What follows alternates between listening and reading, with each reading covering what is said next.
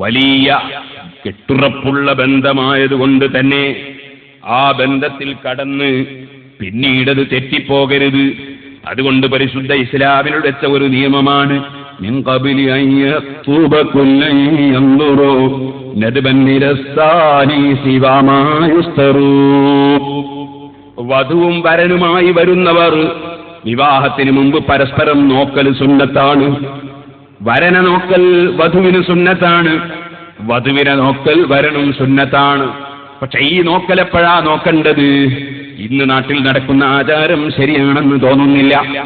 അതെന്തേ?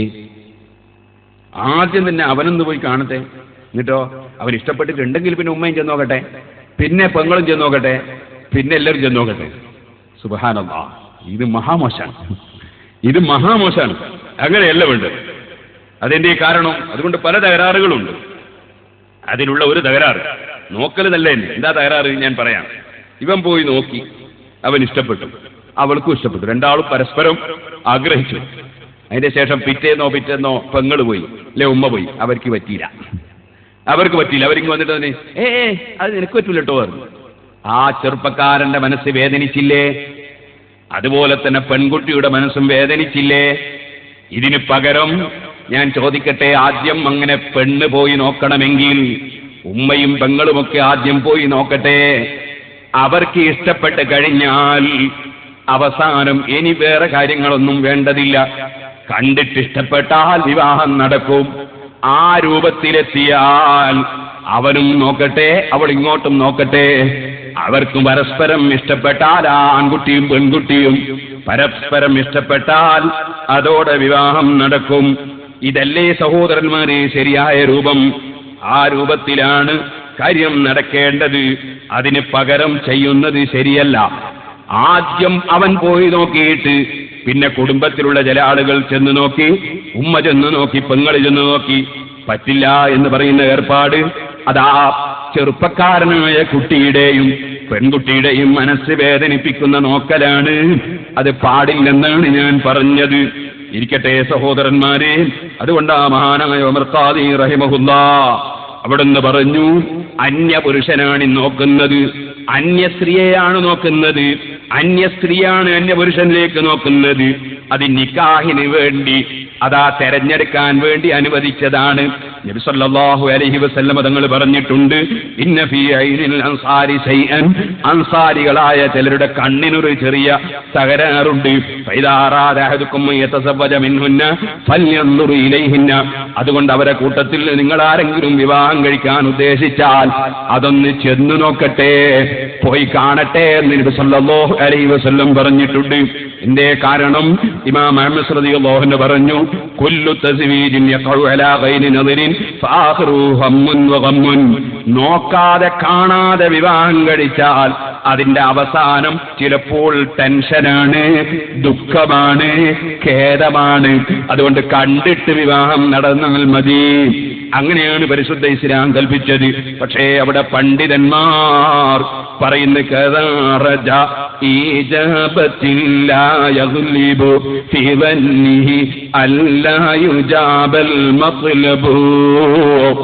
അതേ, വിവാഹം വേണമെന്ന് ധരിക്കുമ്പോ തന്നെ കുറെ പെണ്ണിനെ കാണാൻ പോകലല്ല.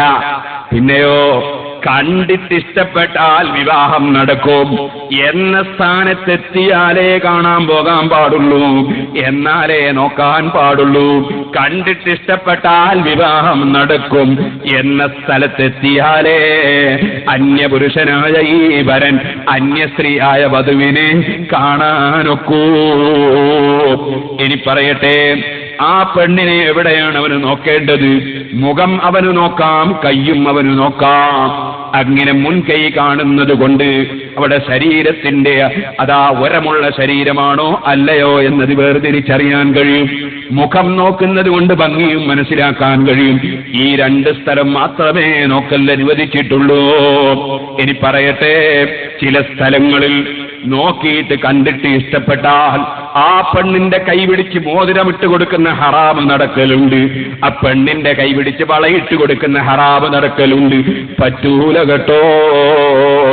ഈ അന്യപുരുഷൻ നിക്കാഹ് നടത്തുന്നത് വരെ അതിനു മുമ്പ് അവളെ തൊടൽ ഹറാമാണ്, അവളെ കൈപിടിക്കൽ ഹറാമാണ്.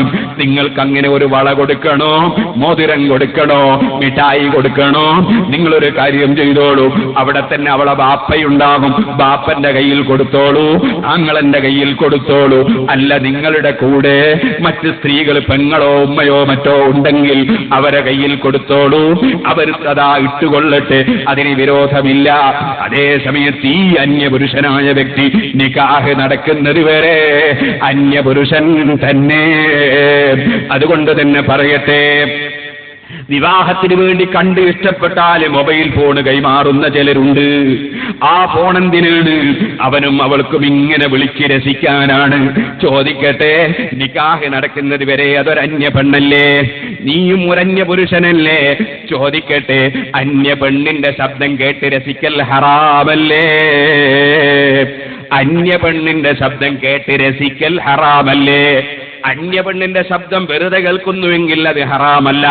ഉദാഹരണത്തിന് ഒരു വാതിലിന് പോയി അല്ലെങ്കിൽ ബെല്ല് പോയി അടിച്ചു, ഇവിടെ അതാ ഭർത്താവ് ഇവിടെ ഉണ്ടോന്ന് ചോദിച്ചപ്പോ ഇല്ല എന്ന് പറയുമ്പോൾ കേട്ടുകൂടാന്നല്ല, അതിന് കുഴപ്പമില്ലല്ലോ, അന്യപെണ്ണിന്റെ ശബ്ദമല്ലേ കേട്ടത്, അതിന് കുഴപ്പമില്ല.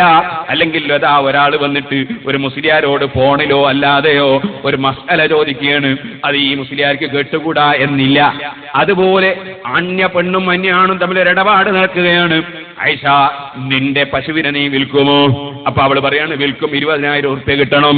അപ്പോൾ അത് കേൾക്കുന്നത് തെറ്റല്ല, അങ്ങനെ ആവശ്യത്തിന് സൗണ്ട് കേൾക്കുന്നത് തെറ്റല്ല. അതേ സമയത്ത് പറയട്ടെ, ശബ്ദം കേട്ട് രസിക്കൽ ഹറാമാണ്. ഞാൻ ചോദിക്കട്ടെ, അതാ വധുവാകാനും വരനാകാനും ഉദ്ദേശിച്ച് കണ്ട് ഇഷ്ടപ്പെട്ട രണ്ട് ചെറുപ്പക്കാർ, ആ ചെറുപ്പക്കാരനായ പുരുഷനും ചെറുപ്പക്കാരിയായ പെണ്ണും അവര് തമ്മിൽ സംസാരിക്കുന്ന സംസാരം മുഴുവനും ശബ്ദം കേട്ട് രസിക്കാനല്ലേ? ആ രസം തെറ്റല്ലയോ? അതുകൊണ്ട് അങ്ങനെ രസിക്കണോ? നിങ്ങളോട് പറയാം. പക്ഷേ ഒരു കാര്യമുണ്ട്, അന്ന് തന്നെ ആ അമ്മോശൻ അവിടെ നിന്ന് അങ്കത്തുക ബിന്ദി എന്നെന്ന് പറയട്ടെ, നീ ഖബൽതു നിക്കാഹ എന്ന് നീ അങ്ങോട്ട് വന്നങ്ങ് പറഞ്ഞോ, അത് കേൾക്കാൻ രണ്ടാള് പുരുഷന്മാര് അവരും ഉണ്ടാകട്ടെ. ഒരു ഖാദിയും ഇല്ലെങ്കിൽ കുഴപ്പമില്ല, ഒരു നാട്ടുമൂപ്പനും ഇല്ലെങ്കിൽ കുഴപ്പമില്ല. നിക്കാഹ് നടന്നിട്ടാണോ നിനക്ക് എത്രയും വിളിക്കാം, എത്രയും രസിക്കാം, ഒരു കുഴപ്പവുമില്ല. നിക്കാഹ് നടക്കാതെ അന്യ സ്ത്രീയും അന്യ പുരുഷനും അതാ സംസാരിച്ച് രസിക്കുന്ന ഏർപ്പാട് അത് പരിശുദ്ധ ഇസ്ലാമിന്റെ ദൃഷ്ടിയിൽ പാടുള്ളതല്ല കേട്ടോ. പരിശുദ്ധ ദീനനുസരിച്ചായിരുന്നു ഈ അടുത്ത കാലം വരെ മുസ്ലിമീങ്ങളുടെ ജീവിതം. ഈ അടുത്ത കാലത്ത് ഇസ്ലാം മതത്തിന്റെ നിയമങ്ങളൊക്കെ വലിച്ചെറിഞ്ഞിട്ടുണ്ട്. ഞാൻ ഇന്ന് വൈകുന്നേരം എന്റെ വീട്ടിൽ നിന്ന് ഇങ്ങോട്ട് വരികയാണ്. സുബ്ഹാനല്ലാഹ്, എന്റെ മുന്നിൽ ഒരു കല്യാണ പാർട്ടിയാണ്. യുവതികളായ പെൺകുട്ടികൾ. സുബ്ഹാനല്ലാഹ്, ഞാൻ ഒറ്റ നോട്ടം മുന്നിലെ വണ്ടി അങ്ങ് കണ്ടുപോയതാണ്, പിന്നെ നോക്കിയില്ല. യുവതികളായ പെൺകുട്ടികൾ കൈയടിച്ച് പാട്ടുപാടിയിട്ട് റോട്ടിലൂടെ ഇങ്ങനെ പോവുകയാണ്. പോലീസുകാരിങ്ങനെ റോട്ടും വന്ന് നോക്കി നിൽക്കുകയാണ്, മറ്റുള്ളവർ നോക്കി നിൽക്കുകയാണ്. അത് കഴിഞ്ഞ് കുറച്ചിപ്പുറത്തെത്തിയപ്പോൾ എന്റെ ഡ്രൈവർ പറഞ്ഞു, അതാ വേറൊരു കല്യാണ പാർട്ടി. സുബ്ഹാനല്ലാഹ്, അവിടും പെണ്ണുങ്ങളാണ്, പക്ഷേ അവര് മിണ്ടുന്നില്ല, അച്ചടക്കത്തോടെ പോവുകയാണ്. സുബ്ഹാനല്ലാഹ്, ആദ്യം കണ്ടത് മുസ്ലിമീങ്ങളെ കല്യാണ പാർട്ടിയാണ്, രണ്ടാമത് കണ്ടത് ഹിന്ദുക്കളുടെ കല്യാണമാണ് കേട്ടോ.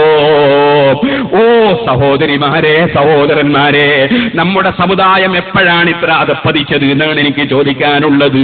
ഹിന്ദുക്കളെ കല്യാണം നടക്കുമ്പോ ഇങ്ങനത്തെ ഒരു ശല്യവും കേൾക്കുന്നില്ല, കാണുന്നില്ല, മറ്റേ മതക്കാർക്ക് കാണുന്നില്ല. എത്ര പുതിയാപ്പിളിന്റെ കൂടെ, അതേ പുതിയാപ്പിളിന്റെ കൂടെ ചെറുപ്പക്കാര് പോകുന്നു, അതാ മുസ്ലിം കുട്ടികള്. സുബ്ഹാനല്ലാഹ്, ബസിന്റെ സീറ്റ് മുഴുവനും മുറിച്ചു വെച്ചു, അതുപോലെ തന്നെ ബസിന്റെ കണ്ണാടി പൊട്ടിച്ചു വെച്ചു. എന്നിട്ടോ അതും പോരാ, അവിടെ പോയിട്ട് ഭാര്യ വീട്ടിലുള്ള മുഴുവൻ സാധനങ്ങളും തകർത്ത് വെച്ചു. ഇങ്ങനെ എത്രയോ തോന്നിവാസം ചെയ്യുന്ന, ആഖിറത്തിനെ കുറിച്ച് ചിന്തയില്ലാത്ത, എന്റെ ഓരോ സെക്കൻഡും അല്ലാഹുവിങ്കൽ ചോദ്യം ചെയ്യപ്പെടുമെന്ന് ചിന്തയില്ലാത്ത എത്രയോ ചെറുപ്പക്കാരില്ലേ? അതേ സമയത്ത് നമ്മൾ മുസ്ലിമീങ്ങൾ മാത്രമല്ലല്ലോ, മറ്റ് മതക്കാരും ഇവിടെ വിവാഹവും കല്യാണവും നടത്തുന്നില്ലേ? അവരെ പറ്റി ഇങ്ങനത്തെ ഒരു കംപ്ലൈന്റ് പലപ്പോഴും കേൾക്കുന്നില്ലല്ലോ. നാണക്കേടോടുകൂടെ, ലജ്ജയോടുകൂടെ എന്റെ സമുദായത്തിൽപ്പെട്ട ചെറുപ്പക്കാരുടെ ഈ തെറ്റായ പ്രവണതകളെ കുറിച്ച് പറഞ്ഞില്ലെങ്കിൽ ഞാനും റബ്ബിന്റെ അടുക്കൽ കുറ്റക്കാരനല്ലേ എന്ന നിലക്ക് തുറന്നു പറയുകയാണ്. ഓ ചെറുപ്പക്കാരെ, അച്ചടക്ക അച്ചടക്കത്തോടെ ജീവിക്കണം. അല്ലാഹുമ്മ അഹീനി മിസ്കീനൻ വഅമിത്നി മിസ്കീന എന്ന അല്ലാഹുവിന്റെ റസൂലിനൊരു ദുആ ഇല്ലേ? ആ ദുആയുടെ അർത്ഥം തന്നെ അച്ചടക്കത്തോടെ ജീവിക്കുന്നവരാക്കണേ അല്ലാ, അച്ചടക്കത്തോടെ മരിപ്പിക്കണേ അല്ലാ. അച്ചടക്കരാഹിത്യം എന്ന് പറയുന്നത് അത് പുതിയാപ്പിളിന്റെ കൂടെ പോകുമ്പോഴാണെങ്കിലും ശരി, പുതിയ പെണ്ണിന്റെ കൂടെ പോകുമ്പോഴാണെങ്കിലും ശരി, പരിശുദ്ധ ഇസ്ലാം അത് തെറ്റായി കൽപ്പിച്ചതാണ് കേട്ടോ. പണം കുറച്ച് കയ്യിലുണ്ടെങ്കിൽ, ആരോഗ്യം ശരീരത്തിലുണ്ടെങ്കിൽ ഏത് തോന്നിവാസവും ചെയ്യാമെന്ന പ്രവണത നിശ്ചയമായും മാറ്റിയെടുക്കേണ്ടതാണ്. ഇത് ഞാൻ പ്രത്യേകമായി ഗൗരവത്തോടെ നമ്മുടെ മുസ്ലിം സമുദായത്തിലെ നേതാക്കന്മാർ വെറും കല്യാണം നിശ്ചയിക്കാൻ പോയാ പോരാ, അതുപോലെ തന്നെ പണ്ഡിതന്മാർ വെറും ഖുതുബോധി, അതുപോലെ തന്നെ അതാ ഇമാമത്ത് നിന്ന് ശമ്പളം പറ്റിയാൽ പോരാ, മറിച്ച് പണ്ഡിതന്മാർ ഇത്തരം കാര്യങ്ങൾ തുറന്നു പറയണം. പള്ളികളിൽ വെച്ച് നാട്ടിലെ മുഖ്യസ്ഥന്മാര്, കാരണവന്മാര് അവര് വെറും കല്യാണത്തിന്റെ ദിവസം നിശ്ചയിച്ചാൽ പോരാ. ഓരോരുത്തർക്കും അല്ലാഹുവിന്റെ അടുക്കൽ ഉത്തരവാദിത്വമുണ്ട്. അച്ചടക്കത്തോടെ നമ്മുടെ ചെറുപ്പക്കാരെ വളർത്തേണ്ട ഉത്തരവാദിത്വമുണ്ട്, ഉപദേശിക്കേണ്ട ഉത്തരവാദിത്വമുണ്ട്. ചെറുപ്പക്കാരികളെയും അതാ ഉപദേശിക്കേണ്ട ഉത്തരവാദിത്വമുണ്ട്. ഈ ഉത്തരവാദിത്വം നിർവഹിച്ചേ പറ്റൂ. പടച്ച റബ്ബിന്റെ അടുക്കൽ ഓരോരുത്തരും ചോദ്യം ചെയ്യപ്പെടും. അതുകൊണ്ട് ഗൗരവത്തോടെ തന്നെ ഇത്തരം കാര്യങ്ങൾ കാണേണ്ടതുണ്ട് കേട്ടോ. ചോദിക്കട്ടെ, പടച്ച റബ്ബ് പറഞ്ഞതല്ലേ, വലില്ലാഹിൽ ഇസ്സത്തു വലി റസൂലിഹി വലിൽ മുഅ്മിനീൻ. അച്ചടക്കരാഹിത്യം കാണിക്കാതെ ജീവിച്ചിരുന്ന നമ്മളെ ഉപ്പാപ്പമാര് ജീവിച്ചിരുന്ന കാലത്ത് നമ്മുടെ സമുദായത്തിന്റെ അന്തസ്സ് എത്രയായിരുന്നു, അഭിമാനം എത്രയായിരുന്നു. ആ അഭിമാനം മുഴുവനും നഷ്ടപ്പെട്ടു പോയതിന്റെ കാരണം അല്ലാഹുവിന്റെ ദീന് പച്ചയായി അതാ പിച്ചിച്ചീറിയിട്ട് അതാ തോന്നിവാസത്തിന് വേണ്ടി ഓരോരുത്തരും തിരിഞ്ഞതിന്റെ പേരിലല്ലേ. ചോദിക്കട്ടെ, നിക്കാഹ് നടക്കുന്നതിന് മുമ്പ് അതേ വരനും ഈ വരുന്ന മനുഷ്യന്റെ കൂടെ സ്വന്തം പെൺകുട്ടികളെ കാറിൽ അയച്ചു കൊടുക്കുന്ന തെമ്മാടിത്തം ചെയ്യുന്ന രക്ഷിതാക്കളില്ലേ? നിക്കാഹ് നടക്കുന്നതിന് മുമ്പ് ഈ അന്യപുരുഷന്റെ കൂടെ അന്യസ്ത്രീ അയച്ചു കൊടുക്കുന്ന നിന്റെ പേര് ദയ്യൂസ് എന്ന് പറഞ്ഞാൽ മതിയോ? നീ ലോകത്ത് ഏറ്റവും വലിയ തോന്നിവാസം ചെയ്തവനല്ലേ? അന്യസ്ത്രീയെ അന്യപുരുഷന്റെ കൂടെ നീ അയച്ചു കൊടുത്തില്ലേ? നിനക്ക് അയച്ചു കൊടുക്കാമല്ലോ നിക്കാഹ് ചെയ്തതിന് ശേഷം. വെറുതെയാണോ അല്ലാഹു തആല നിക്കാഹിന്റെ വാചകം വെച്ചത്? എല്ലാ തോന്നിവാസങ്ങളും ചെയ്തതിന് ശേഷം നടത്തേണ്ട വിഷയമാണോ നിക്കാഹ്? അല്ല, നിക്കാഹ് ചെയ്തതിന് ശേഷമാണോ ഭാര്യയും ഭർത്താവും തമ്മിൽ അവരെ സുഖങ്ങൾ അനുഭവിക്കേണ്ടത്? എന്തേ നമ്മുടെ മുസ്ലിം സമുദായത്തിൽ ഇന്ന് ഇത്തരത്തിലുള്ള കുറെ അനാചാരങ്ങളും കുറെ അന്ധവിശ്വാസങ്ങളും കുറെ തെറ്റുകളും കടന്നുകൂടിയത്? ഞാൻ ഇപ്പോഴതിലേക്ക് കടന്ന് സംസാരിക്കുന്നില്ല. അന്യസ്ത്രീകളെ ഫോട്ടോ പിടിച്ചെടുക്കാൻ വേണ്ടി വീഡിയോ കൊണ്ട് അന്യപുരുഷൻ. ചോദിക്കട്ടെ, വീഡിയോ പിടിക്കുന്നത് തെറ്റാണെന്ന് പറഞ്ഞതിന് അർത്ഥമില്ല. ഇപ്പൊ ഇവിടെ വീഡിയോ പിടിക്കുന്നുണ്ട്, എന്റെ വേളാണ്. അതേ, അദ്ദേഹം ഒരു പുരുഷനാണ്, അന്യ സ്ത്രീയല്ല. ഇനിയോ ഞാൻ പറയട്ടെ, എന്നെ പിടിക്കുന്നതോ ഒരു പുരുഷനാണ്, ഞാനും പുരുഷനാണ്. എന്നെ കാണാനും തൊടാനും പറ്റുന്ന വ്യക്തിയാ പിടിക്കുന്നത്. നേരെ മറിച്ച് അന്യ സ്ത്രീയുടെ മുഖത്തേക്ക് ലൈറ്റ് മടിച്ചിട്ട് അന്യപുരുഷൻ നോക്കിയിട്ട് ഫോട്ടോ എടുക്കുന്നതും അന്യപുരുഷൻ നോക്കിയിട്ട് അതാ വീഡിയോയിൽ പിടിക്കുന്നതും ഏത് ഇസ്ലാമിലാണ് അനുവദിച്ചത്? ചോദിക്കട്ടെ, അവിടെയും വേണം മുസ്ലിയാര്, അവിടെയും വേണം ഖാദിയാര്, അവിടെയും വേണം മുദരീസ്. നേതാക്കന്മാരെല്ലാ കല്യാണത്തിനും കയറി ഇറങ്ങണം, പക്ഷേ കയറാൻ പറ്റുന്നില്ല. കാരണം പെണ്ണിനെയും ഈ മുസ്ലിയാരെയും ഒന്നായിട്ട് പിടിച്ചെടുക്കുകയാണ്, പിന്നെ കൊണ്ടുപോയിട്ട് അതിങ്ങനെ കാണുകയാണ്. ചോദിക്കട്ടെ, തെറ്റുകളിൽ നിന്ന് മുക്തമായ കല്യാണം ആവശ്യത്തിനല്ലാതെ പോകേണ്ടതില്ലെന്നല്ലേ പരിശുദ്ധ ദീനിന്റെ നിയമം?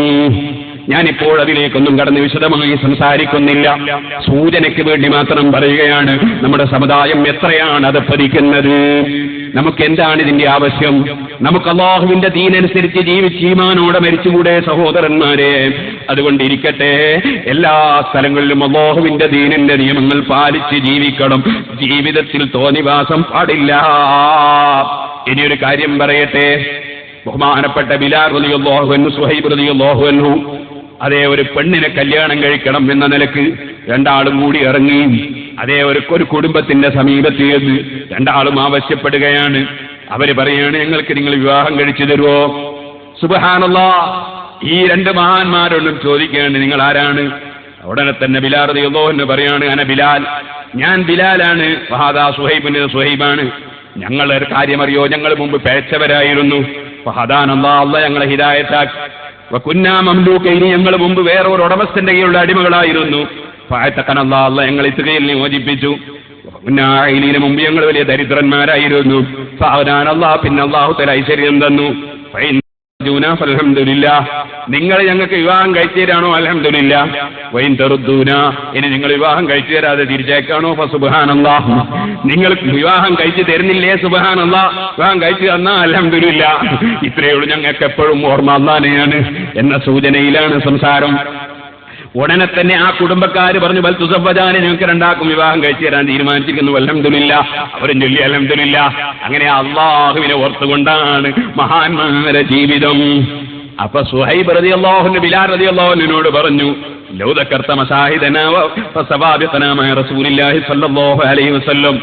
അല്ല ബിലാലെ, നമ്മൾ കല്യാണം കഴിക്കാൻ പോയല്ലേ, അപ്പൊ നിങ്ങൾ ആരാണെന്ന് ചോദിക്കുമ്പോ നിങ്ങൾ ഇങ്ങനെ പറയേണ്ടി, നിങ്ങൾക്ക് ഇങ്ങനെ പറഞ്ഞുകൂടായിനോ? എന്ത്, ഞങ്ങൾ അള്ളാഹുവിന്റെ റസൂലിന്റെ കൂടെ ഒരുപാട് യുദ്ധത്തിലൊക്കെ പങ്കെടുത്തവരാണ്, ഞങ്ങൾ അള്ളാഹുവിന്റെ റസൂലിന്റെ കൂടെ തുടക്കത്തിലെ ഇസ്ലാമിലുള്ളവരാണ് എന്നൊക്കെ പറഞ്ഞിട്ട് നിങ്ങൾക്ക് നിങ്ങളെ മഹത്വം കുറച്ച് പറഞ്ഞുകൂടായിരുന്നോ? വിവാഹാന്വേഷണം നടത്തുമ്പോ നിങ്ങളിങ്ങനെ ഞങ്ങൾ പണ്ട് അടിമകളായിരുന്നു, ഞങ്ങൾ ഇപ്പം പിന്നെ അള്ളാഹ് മോചിപ്പിച്ചതാണ്, പണ്ട് ദരിദ്രരായിരുന്നു, ഇപ്പൊ അള്ളാഹു തആല ഐശ്വര്യം തന്നതാണ് എന്നിങ്ങനെയല്ലേ പറഞ്ഞത്? നിങ്ങൾക്ക് അതാ നിങ്ങളുടെ മഹത്വങ്ങളൊക്കെ കുറച്ച് പറഞ്ഞുകൂടായിരുന്നോ എന്ന് ചോദിച്ചു സുഹൈബ് റളിയല്ലാഹു അൻഹു. അപ്പൊ ബിലാൽ റളിയല്ലാഹുവിന്റെ മറുപടി, ഉസ്കുത്ത് മിണ്ടാതിരിക്കടോ, ഉസ്കുത്ത് മിണ്ടാതിരിക്കടോ. ഫഖദ് സദഖതു ഫഅൻകഹക സിദ്ഖു, ഞാൻ ഉള്ളത് പറഞ്ഞു, ഉള്ളത് പറഞ്ഞപ്പോൾ എനിക്ക് വിവാഹവും കിട്ടി, എനിക്കും ഭാര്യനും കിട്ടി. കൊടുക്കുന്നവൻ അള്ളയാണ് എന്ന് ഉറപ്പിക്കണോ? കൊടുക്കുന്നവൻ അള്ളയാണ് എന്ന് ഉറപ്പിക്കണം. അതാ ബിലാൽ റളിയല്ലാഹു പറഞ്ഞ അർത്ഥം. സുബ്ഹാനല്ലാഹ്, കുറെ ബ്രോക്കർമാരുണ്ട്, കുറെ ബ്രോക്കർമാര്, എല്ലാറ്റിലുണ്ടല്ലോ ബ്രോക്കർമാര്. പെണ്ണിന് ഇല്ലാത്ത കുറെ മഹത്വം കെട്ടി അങ്ങോട്ട് പറഞ്ഞു, അതുപോലെ തന്നെ വരന് ഇല്ലാത്ത കുറെ മഹത്വം കെട്ടിപ്പറഞ്ഞു, ചതിച്ച് കല്യാണം കഴിപ്പിക്കുന്നവര്. സുബ്ഹാനല്ലാഹ്. ഉമർ ഇബ്നുൽ ഖത്താബ് റളിയല്ലാഹു അൻഹുവിന്റെ അടുക്കൽ വരുന്നു ഒരു കുടുംബം, നബിയെ ഒരാൾക്ക് ഞങ്ങൾ കല്യാണം കഴിച്ചു. കല്യാണം കഴിച്ച് കുറച്ച് ദിവസം കഴിഞ്ഞപ്പോഴല്ലേ മനസ്സിലായത് മൂപ്പര് താടിക്ക് ചായം കൊടുത്തതാ, അതുപോലെ തന്നെ തലക്ക് ചായം കൊടുത്തതാ. സംഗതി മൂപ്പരങ്ങനെ ചെറുപ്പക്കാരനൊന്നല്ല, ഞങ്ങൾക്ക് അബദ്ധം പറ്റിയിരിക്കുന്നു. നബി മഹാനായ ഉമർ ഇബ്നുൽ ഖത്താബ് റളിയല്ലാഹു അൻഹു അദ്ദേഹത്തെ കഠിനമായ അടിയടിച്ച് ശിക്ഷിച്ചു. നീ ചതിച്ചു അല്ലേ? കഠിനമായ അടിയടിച്ച് ശിക്ഷിച്ചു. ഇല്ലാത്തത് കാണിച്ചുകൊണ്ട് വിവാഹ സമയത്ത് ഭാര്യയെ ചതിക്കരുത്, ഭർത്താവിനെ ചതിക്കരുത്. അത് കടുത്ത തെറ്റാണ് കേട്ടോ. ഇസ്ലാം ചതിയന്മാരെ മതമല്ല, വിശ്വസ്തന്മാരെ മതമാണ്. അന്യസ്ത്രീയും അന്യപുരുഷനും തമ്മിൽ കാണൽ പാടുള്ള പണിയല്ല. ആ പാടില്ലാത്ത കാര്യം നിക്കാഹിന് വേണ്ടി മാത്രം ഇവിടെ അനുവദിക്കുന്നതാണ് നാം ഇതുവരെ പറഞ്ഞത്. ഒരു വിവാഹാലോചന നടത്തുന്ന വ്യക്തി, അത് പെണ്ണിന് വിവാഹാലോചന നടത്തുന്ന ആണാണെങ്കിലും ശരി, ആണിനെ നടത്തുന്ന പെണ്ണിന്റെ ഭാഗമാണെങ്കിലും ശരി, നിന്നോട് കൂടിയാലോചന നടത്തിയാൽ അവന് വല്ല തകരാറുണ്ടോ? അല്ലെങ്കിൽ അവൾക്ക് വല്ല തകരാറുണ്ടോ? അങ്ങനെ തുടങ്ങിയൊരു കൂടിയാലോചന നടത്തിയാൽ ഉള്ളതുപോലെ പറയണം. ഒരു കാര്യം പറയട്ടെ, ഒരു ചെറിയ ചരിത്രം പറഞ്ഞു നിർത്തുന്നു. ബഹുമാനപ്പെട്ട സഅലബത്ത് ഇബ്നു അബ്ദുറഹ്മാൻ റളിയല്ലാഹു അൻഹു നബി സല്ലല്ലാഹു അലൈഹി വസല്ലം ഖിദ്മത്ത് എടുക്കുന്ന ഒരു നല്ല ചെറുപ്പക്കാരനായിരുന്നു. മഹാനവറുകൾ ഒരു ദിവസം വീട്ടിൽ നിന്നിറങ്ങി വരുമ്പോ അതാ അൻസാരികളിൽപ്പെട്ട ഒരു സ്ത്രീ കുളിക്കുന്നത് കണ്ടുപോയി. ആ കുളിക്കുന്നത് കണ്ടപ്പോൾ ഒന്നും കൂടി നോക്കിപ്പോയി. പാടില്ലല്ലോ, കണ്ടുപോയതോ അത് പെട്ടുപോയി, ഉടനെ ദൃഷ്ടി തിരിക്കേണ്ടതല്ലേ. പക്ഷേ ഒന്നുകൂടി നോക്കിപ്പോയി. നോക്കിക്കഴിഞ്ഞപ്പോൾ പെട്ടെന്ന് മനസ്സിൽ തൗബ വന്നു. തെറ്റായി പോയില്ലേ ഞാൻ പെണ്ണിനെ നോക്കിയത്? ഇരിക്കട്ടെ, കുളിക്കുന്ന സമയത്ത് ഒരു പെണ്ണിന്റെ ശരീരത്തിലേക്ക് നോക്കിപ്പോയ സഅലബത്ത് ഇബ്നു അബ്ദുറഹ്മാൻ റളിയല്ലാഹു അൻഹു അതേ മനസ്സിൽ തൗബ വന്നു, പേടിച്ചു. അല്ലാഹുവിന്റെ റസൂൽ വിവരമറിഞ്ഞാൽ ഞാൻ റസൂലുള്ളാഹിന്റെ മുമ്പിൽ എന്ത് പറയും? ഉടനെ മഹാനവറുകൾ മദീനത്ത് നിന്ന് ഇറങ്ങി ഓടിക്കളഞ്ഞു. റസൂലുള്ളാഹിന്റെ മുഖത്ത് ഞാൻ എങ്ങനെ നോക്കും? സുബ്ഹാനല്ലാഹ്, മദീനയിൽ നോടിക്കളഞ്ഞു. ഒരു പർവ്വതത്തിന്റെ മേലെ പോയി മഹാനവറുകൾ ഇരുന്നു. 40ഓളം ദിവസം മഹാനവറുകളെ കാണുന്നില്ല. ജിബ്രീൽ അലൈഹിസ്സലാം ഇറങ്ങി വന്ന് നബി സല്ലല്ലാഹു അലൈഹി വസല്ലം തങ്ങളോട് പറയുകയാണ്, നബിയേ, അന്നൽ ഹാരിബ മിൻ ഉമ്മതിക ബൈന ഹാദിഹിൽ ജിബാലി യഊദു ബി മിൻ നാരി. അതേ നരകത്തിൽ നിന്ന് പേടിച്ചിട്ട് ഓടിയ തങ്ങളുടെ ഖാദിമായ ചെറുപ്പക്കാരൻ അദ്ദേഹം ആ പർവ്വതത്തിന്റെ മേലെയുണ്ട്, പർവ്വതത്തിന്റെ ഇടുക്കിലുണ്ട്. നബി സല്ലല്ലാഹു അലൈഹി വസല്ലം തങ്ങൾ അതേ മഹാനായ ഉമർ ഇബ്നുൽ ഖത്താബ് റളിയല്ലാഹു അൻഹുവിനെ വിളിക്കുകയാണ്. വിളിച്ചിട്ട് പറഞ്ഞേക്കുന്ന സൽമാനുൽ ഫാരിസി തങ്ങളെയും നിങ്ങൾ പോയി സഅലബത്ത് ബിൻ അബ്ദുറഹ്മാനെ ആ പർവ്വതത്തിന്റെ ഇടുക്കിൽ നിന്ന് പിടിച്ചുകൊണ്ടുവരണം. സുബ്ഹാനല്ലാഹ്, 2 പേരും പോയി പർവ്വതത്തിന്റെ സമീപത്ത് എന്ന് നോക്കുമ്പോ അവിടെ ആട്ടിനെ മേക്കുന്ന ദുഫാഫത്താണുള്ളത്. ദുഫാഫത്തെ, ഈ പർവ്വതത്തിന്റെ ഇടയിൽ ഒരു ചെറുപ്പക്കാരനെ പരിചയമുണ്ടോ? ദുഫാഫത്തിന്റെ ചോദ്യം, ജഹന്നമിൽ നിന്ന് ഒളിച്ചോടിപ്പോകുന്ന, ജഹന്നമിൽ നിന്ന് ഓടിപ്പായുന്ന ചെറുപ്പക്കാരനാണോ ഉദ്ദേശം? ഉമർ ഇബ്നുൽ ഖത്താബ് റളിയല്ലാഹു അൻഹു ചോദിച്ചു, എന്തേ നിങ്ങൾ അങ്ങനെ പറയാൻ? അദ്ദേഹം പറഞ്ഞു, രാത്രി പകുതിയാകുമ്പോ പർവ്വതത്തിന്റെ മേലെ നിന്നിറങ്ങി വന്ന് കയ്യും തലയിൽ വെച്ചിട്ട് അയാൾ ഉറക്കെ കരയുന്നത് കേൾക്കാറുണ്ട്.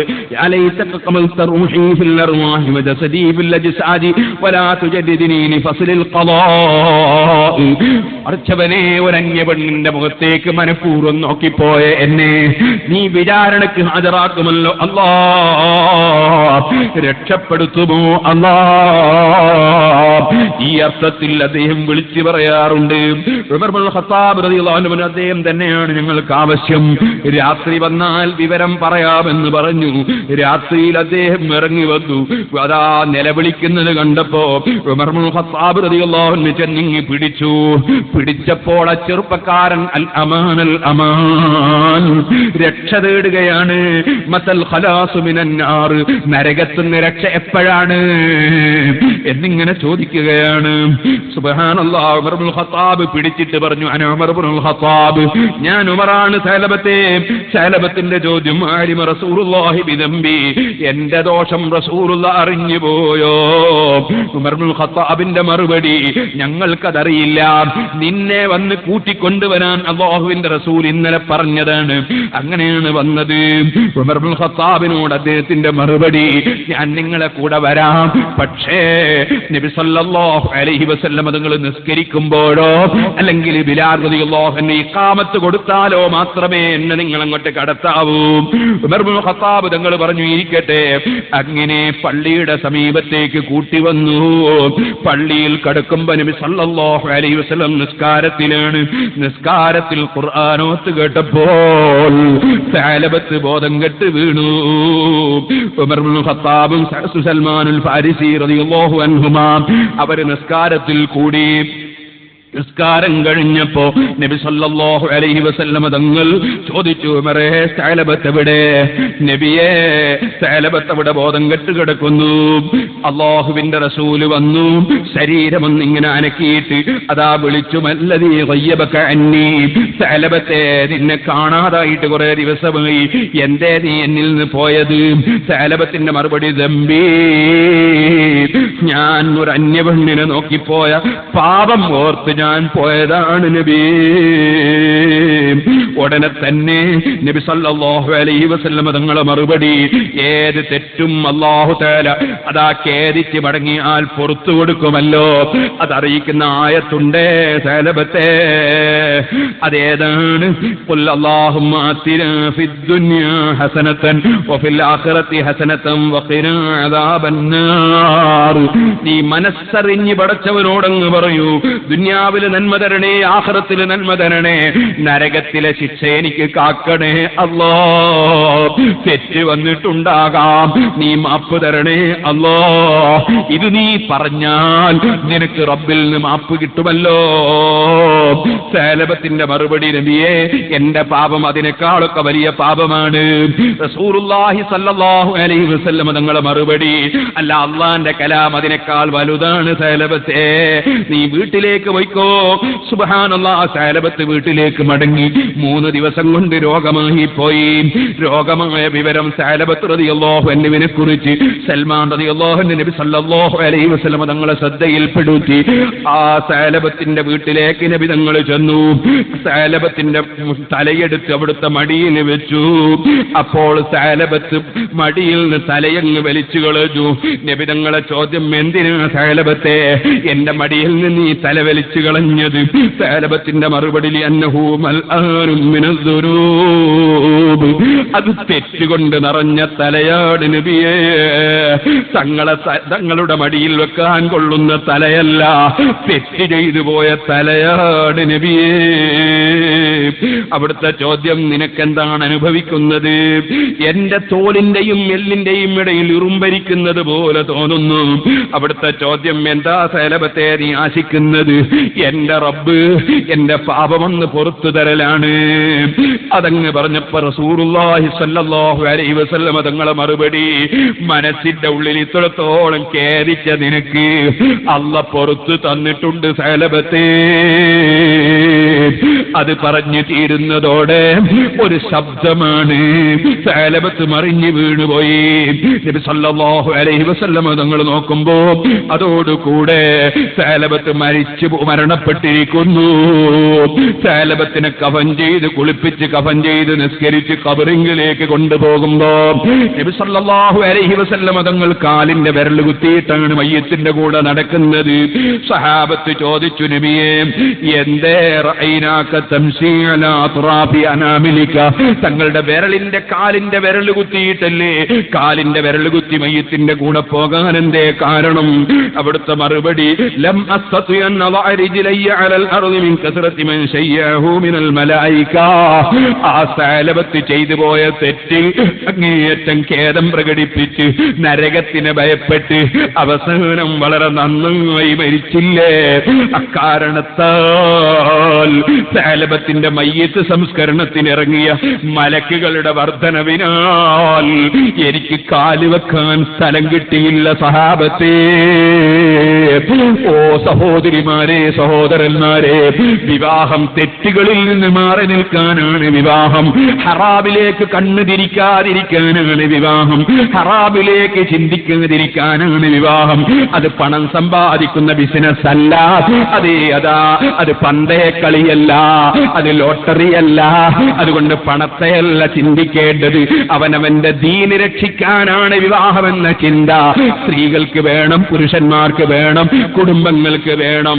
അല്ലാഹു ജല്ല ജലാലുഹു എല്ലാ വിഷയത്തിലും ദീനീ ബോധത്തോടെ ജീവിക്കാൻ നമുക്കെല്ലാവർക്കും തൗഫീഖ് നൽകട്ടെ.